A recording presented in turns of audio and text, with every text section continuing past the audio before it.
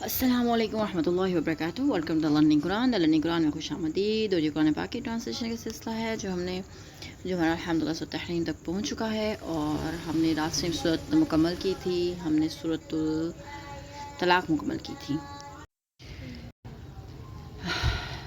تو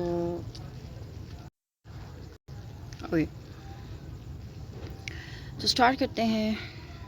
اعوذ باللہ من الشیطان الرجیم. بسم اللہ الرحمن الرحیم. شروع اللہ کے نام سے جو بڑا مہربان اور نہایت رحم کرنے والا ہے. یا ایہا النبی لما تحرم، اے نبی صلی اللہ علیہ وسلم کیوں آپ حرام قرار دیتے ہیں ما احل اللہ، جو حلال کیا اللہ نے، لک تبتغی، آپ کے لیے آپ چاہتے ہیں، مرضات ازواجک، رضامندی اپنی بیویوں کی، واللہ غفور الرحیم، اور اللہ بڑا بخشنے والا اور مہربان ہے. اے نبی، جس چیز کو اللہ نے آپ کے لیے حلال کیا اسے آپ کیوں حرام کرتے ہیں کہ آپ اپنی بیویوں کی خوشی چاہتے ہیں، اور اللہ بڑا بخشنے والا اور رحم کرنے والا ہے.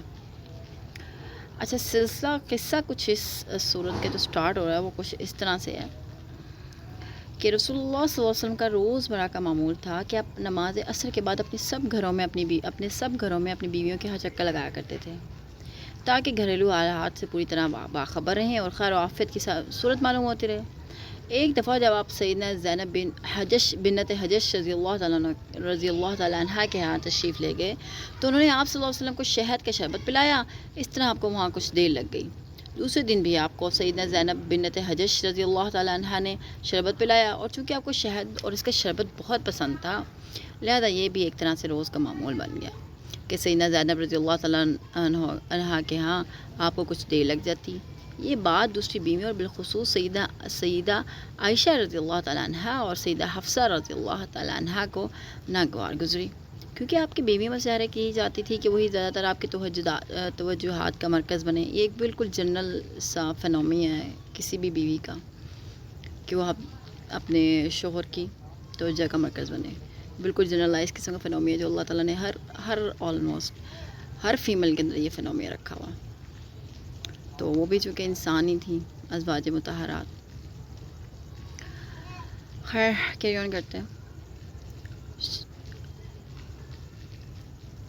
چنانچہ سیدنا عائشہ رضی اللہ تعالیٰ عنہ اور سیدنا حفصہ رضی اللہ تعالیٰ عنہ اور سیدنا حفصہ رضی اللہ تعالیٰ عنہ نے آپ کی سعادت یعنی سیدنا زینب رضی اللہ تعالیٰ عنہ کے ہاں شہد کا شربت پینے کی عادت کو چھڑانے کی ایک ترکیب سوچی کہ آپ سے کہا جائے کہ آپ کے منہ سے تو مغافیر، ایک قسم کی گوند جس کی بہت ناگوار قسم کی بو ہوتی ہے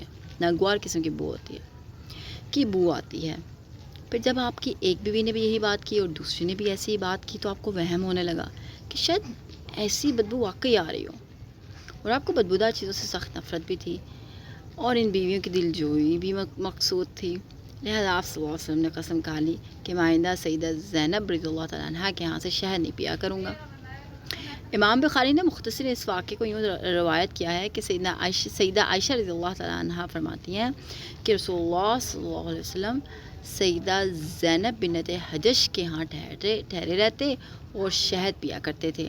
میں اور حفصہ نے آپس میں طے کر لیا کہ ہم میں سے جس کے پاس آپ تشریف لائیں تو وہ یوں کہیں کہ آپ نے مغافیر کھایا ہے، مجھے تو آپ سے مغافیر کی بو آ رہی ہے. پھر ایسا ہی کیا. آپ نے فرمایا نہیں بلکہ میں نے زینب بنت حجش کے ہاں سے شہد پیا ہے. اب میں قسم کھاتا ہوں کہ آئندہ کبھی شہد نہ پیوں گا اور تم یہ بات کسی کو مت بتانا. یہ ایکچولی بیسک سینیریو تھا جس کانٹیکس کے اندر اس آیت مبارک کو اللہ پاک نے نازل فرمایا تھا. خیر اب اللہ پاک کیا فرما رہے ہیں؟ حلال اور حرام کا اختیار صرف اللہ کو ہے. اب اس آیت میں کئی اہم امور پر روشنی پڑتی ہے. مثلاً کسی چیز کو حلال یا حرام قرار دینے کا اختیار صرف اللہ کو ہے. کسی نبی حتیٰ کہ رسول اللہ صلی اللہ علیہ وسلم کو بھی اختیار نہ تھا کہ اپنی مرضی سے کسی چیز کو حلال یا حرام یا کسی حرام چیز کو حلال چیز کو حرام یا کسی حرام کو حلال قرار دے دیتے.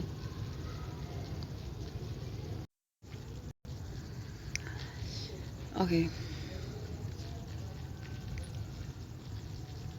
اب رسول اللہ صلی اللہ علیہ وسلم کی نمبر 2 جو امپورٹنٹ فیکٹر ہے اس کے اندر، رسول اکرم صلی اللہ علیہ وسلم کی حضرت عام لوگوں سے علیحدہ ہوتی ہے. کسی انسان کے کسی مصلحت کی خاطر کسی حلال چیز کو اپنے حرام کر دینا یا اسے کچھ عرصے کے لیے ترک کر دینا، اسے چھوڑ کھانے کی قسم کھا لینا بذات خود کوئی بڑا جرم نہیں ہے. جیسے بعض لوگوں کو بڑا گوشت نقصان پہنچ جاتا ہے تو اسے کھانا چھوڑ دیتے ہیں، یا نہ کھانے کی قسم کا ویسے کوئی تک تو نہیں بنتا یہاں پہ کہ مطلب اگر آپ کو بڑا گوشت کو نقصان پہنچاتا ہے تو آپ وہاں اس پہ قسم کھا لیں کہ نہیں کھانا، تو اس میں ایسا کچھ قسم کھانے والا کوئی فیکٹر نہیں ہے. خیر اینی ویز تو یہ جرم نہ ہوگا، مگر رسول اللہ صلی اللہ علیہ وسلم کا معاملہ ذاتی نوعیت کا حامل نہیں تھا، بلکہ اس کی اصل اور بنیادی حیثیت رسول کی ہوتی ہے، جس کا ہر کام امت کے لیے نمونہ اور واجب الاتباع ہوتا ہے. لہذا آپ کے اس فعل پر اللہ تعالیٰ کی طرف سے گرفت ہوئی کہ مبادہ آپ کی امت بھی شہد کو حرام یا کم از کم مکروہ ہی نہ سمجھنے لگے. بالفاظ دیگر نبی کا جو کام اللہ کی رضا اور منشا کے مطابق نہ ہو، خواہ وہ ترک اولا قسم کا ہو، اس کی فوراً بذریعہ وحی جلی اصلاح کر دی جاتی ہے. وہی خفی کی تین اقسام، جس سے سنت کی تین اقسام ہے: قولی جو آپ صلی اللہ علیہ وسلم کے قول سے معلوم یا ثابت ہو، فعلی جو آپ صلی اللہ علیہ وسلم کے فعل سے معلوم ہو یا ثابت ہو، اور تحریری سنت وہ ہوتی ہے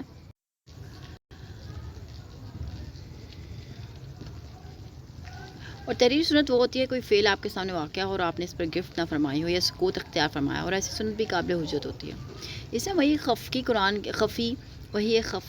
قرآن کے علاوہ دوسری قسم کی وحی کی بھی تین اقسام ہیں. قولی وحی وہ اقوال ہیں جو نبی جبرائیل علیہ السلام کے ذریعے آپ پر نازل ہوئے، جیسے عدیہ مسنونہ اور تشہد وغیرہ. فعلی وحی وہ کام ہے جس کے کرنے کا طریقہ آپ کو جبرائیل علیہ السلام نے سکھایا، مثلا نماز ادا کرنے کا طریقہ. تقریری وحی وہ ہے جبکہ آپ کے کسی اجتہاد قول یا فعل پہ اللہ نے اظہار ثواب سکوت عطا فرمایا ہو، اور آپ کی زندگی کے بہت سے اقوال و افعال ایسے ہی ہیں.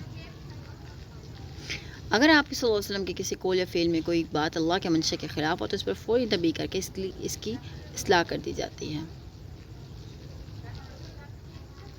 عصمت انبیاء کا مفہوم: کسی بڑے سے بڑے برگزیدہ انسان حتیٰ کہ انبیاء سے بھی غلطی کا صدور ممکن ہے. فرق صرف یہ ہے کہ انبیاء کی غلطی کو فوراً بذریعہ وہی اصلاح کر دی جاتی ہے، جس سے ان کی زندگی بالکل بے داغ، جسے ہم اصطلاحی زبان میں عصمت انبیاء کہتے ہیں، ایک قابل تقلید نمونہ اور امت کے لیے ایک واجب الاتباع بن جاتی ہے، اور یہ مقام انبیاء کے علاوہ کسی دوسرے کو حاصل نہیں ہے.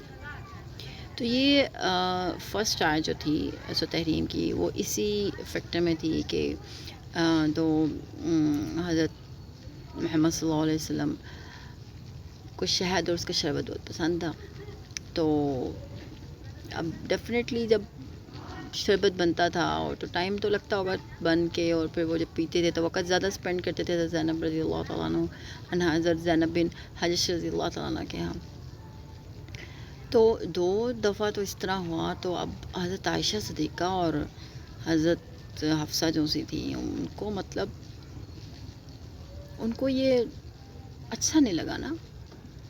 وہ چاہتی تھیں، مطلب ساری بیویاں چاہتی ہیں کہ ان کے شوہروں کی زیادہ توجہ ان کے اپنی ان کی طرف ہوئی. تو جنرل سا ایک فیکٹر ہے، ہم آلریڈی ڈسکس بھی کر چکے ہیں.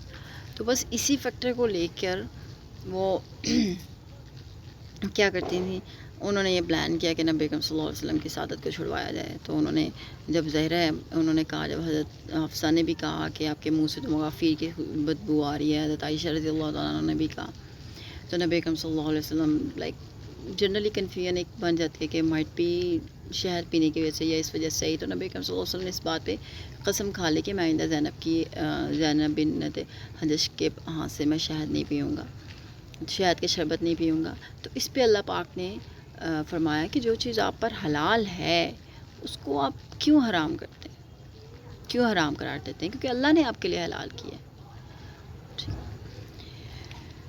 تو یہ کانٹیکس تھا ہماری فرسٹ آیت کا. ٹھیک ہے، ہماری آیت تحریم کی فرسٹ آیت مکمل ہوئی. انشاءاللہ نیکسٹ ویڈیو ملاقات کرتے ہیں. ٹل دین ٹیک کیئر، اللہ حافظ.